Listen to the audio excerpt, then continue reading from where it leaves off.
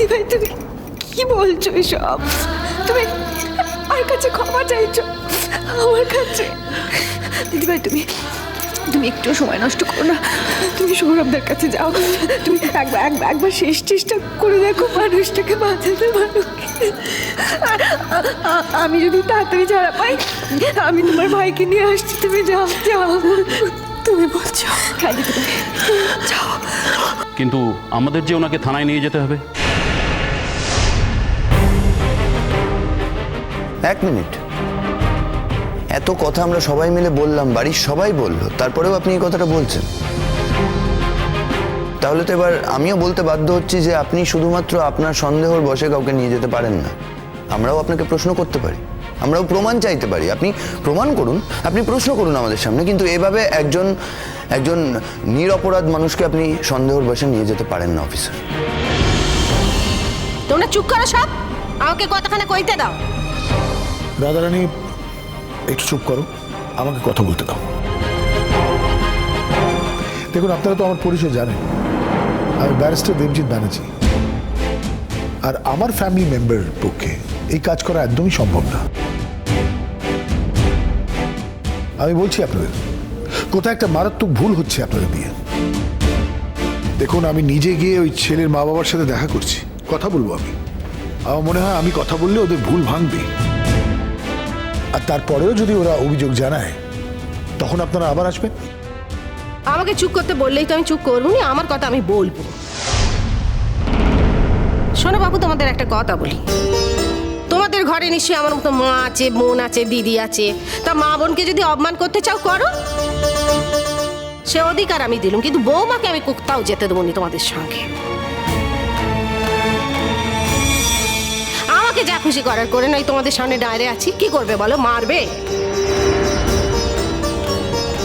মারবে, কাটবে, বন্দুক দিয়ে উড়িয়ে দেবে, কি করবে? যা খুশি তাই করো, কিন্তু আমার মেয়েকে আমি তোমাদের সঙ্গে কোনোভাবেই যেতে দেবো না, এই কথাটা আমি বলে দিলাম। এই চলো, আমরা আবার পরে আসবো।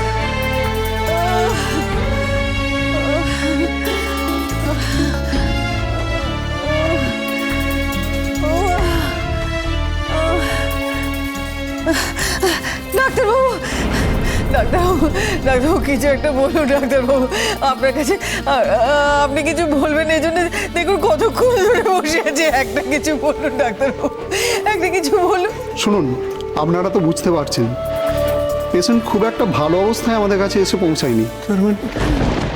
কি বলছেন আপনি? পেশেন্ট বাঁচবে না? আমাদের ছেলেকে আমরা বাড়ি ফিরিয়ে নিয়ে যেতে পারবো না? দেখুন, সাকশন করা হয়েছে ওকে, কিন্তু ও আসলে এতটাই উইক, আর পয়জনটা ওর রক্তের মধ্যে এমনভাবে মিশে আছে এখনই কিছু বলা যাচ্ছে না। তবে ও আইসিইউ আছে, যা যা করা উচিত আমরা সবই করছি, চিকিৎসার কোনো ত্রুটি হচ্ছে না। এরপর ওর জীবন শক্তি আর ঈশ্বরের ইচ্ছে। আপনারা ঈশ্বরকে ডাকুন, কত সময় তো কত মিরাকেলই হয়। ডাক্তারবাবু, ডাক্তারবাবু, আমি একজন বয়স্ক মানুষ, আপনার বাবার মতো। আমি আপনার হাত দুটো ধরে বলছি, প্লিজ প্লিজ আমার ছেলেকে বাঁচিয়ে দিই। আমরা যথাসাধ্য চেষ্টা করছি, বললাম তো, একটু অপেক্ষা করুন। আমাকে একজন ডাক্তারের সাথে কনসাল্ট করতে হবে, আমাকে একটু যেতে হবে। প্লিজ একটু বোঝার চেষ্টা করুন।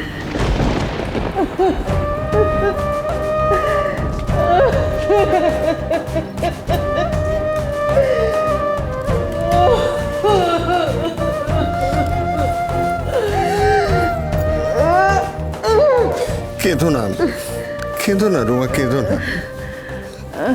দেখো, আমরা এমন কিছু পাপ করিনি যাতে আমাদের একমাত্র ছেলে, আমাদের আমাদের চোখের মনি আমাদের ছেড়ে চিরদিনের মতো চলে যাবে। কেঁদো না, কেঁদো না। সব ওই সর্বনাশী মেয়েটার জন্য হয়েছে। ওই মেয়েটা করেছে সব। ওকে আমি ছেড়ে দেবো না। তুমি দেখো, ওকে আমি ছেড়ে দেবো না, ছেড়ে দেবো না ওকে। কাকিমা, কাকিমা তুমি একটু শান্ত হও, একটু শান্ত হও প্লিজ। কি করে শান্ত হব বলতো? কি করে শান্ত হব? আমার সৌরভকে আমি বাড়ি নিয়ে যেতে পারবো না। এরপরেও আমি শান্ত হব? আমার জীবনে আর কি রইল? দেখো কাকিমা, ডাক্তার তো তেমন কিছু বলেননি, উনি বলেছেন একটু দেখবেন। তা আমরা একটু ওয়েট করি না? আমাদের বিশ্বাস সৌরভদা একদম ভালো হয়ে উঠবে, ফাইনালি ও সেরে উঠবেই। ডাক্তার কি বলছে আমি বুঝতে পারছি না। না, এতটা বোকা ভাবিস আমাকে তোরা? এতটা রুমা, শান্ত হও, ভরসা রাখো, ভরসা রাখো। আমরা সাধারণ মানুষ, ভরসা ছাড়া আমাদের আর কি আছে বলো? ভরসা, শান্ত হও, শান্ত। শোনো না, তুমি তো ঠাকুরকে ভক্তি করো, অগাধ ভরসা তোমার ঠাকুরের ওপর। অন্তর থেকে ঠাকুরকে ডাকুন, ঠাকুরকে।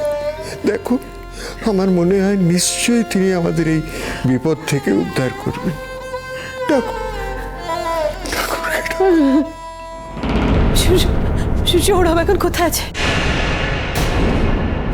আমি একবার যাবো সৌরভের কাছে।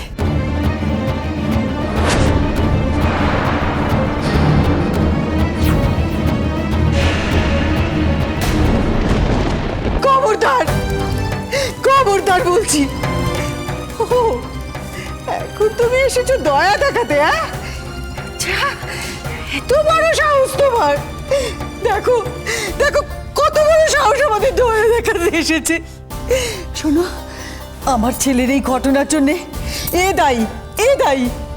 এত বড় ঘটনাটা যে ঘটাতে পারে আমি তার মুখ দেখতে চাই না। তুমি ওকে বের করে দাও, এক্ষুনি বলছি বের করে দাও। কেন এসেছো এখানে তুমি? কি দেখতে এসেছো? কোন খবর শুনতে এসেছো? আমার ছেলের মৃত্যুর খবর? না না, এভাবে বলবেন না, দয়া করে বলুন না সৌরভ এখন কেমন আছে। তাতে তোমার কি?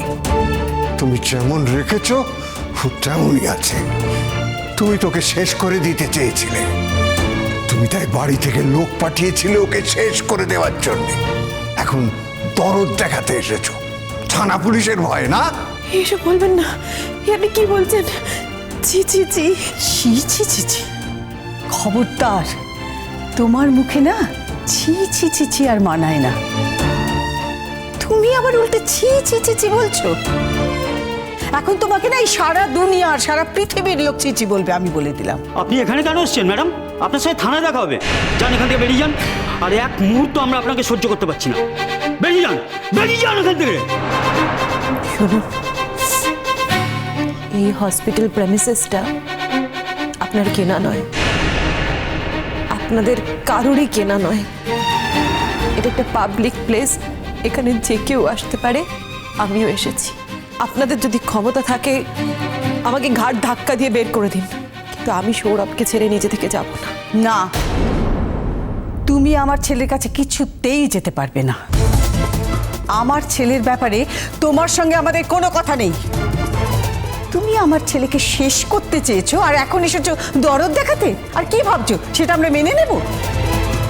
শোনো, ভালো চাও তো চলে যাও, নইলে আমরা কিন্তু এখানেই পুলিশ ডাকতে বাধ্য হব।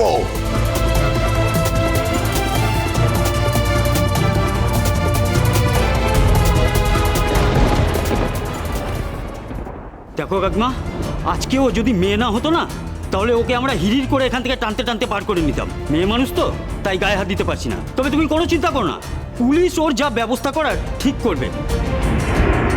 সৌরভ ঘোষের বাড়ির লোক কি কেউ ওখানে আছেন? কি হয়েছে? আমার ছেলে আর নেই তো, সব শেষ।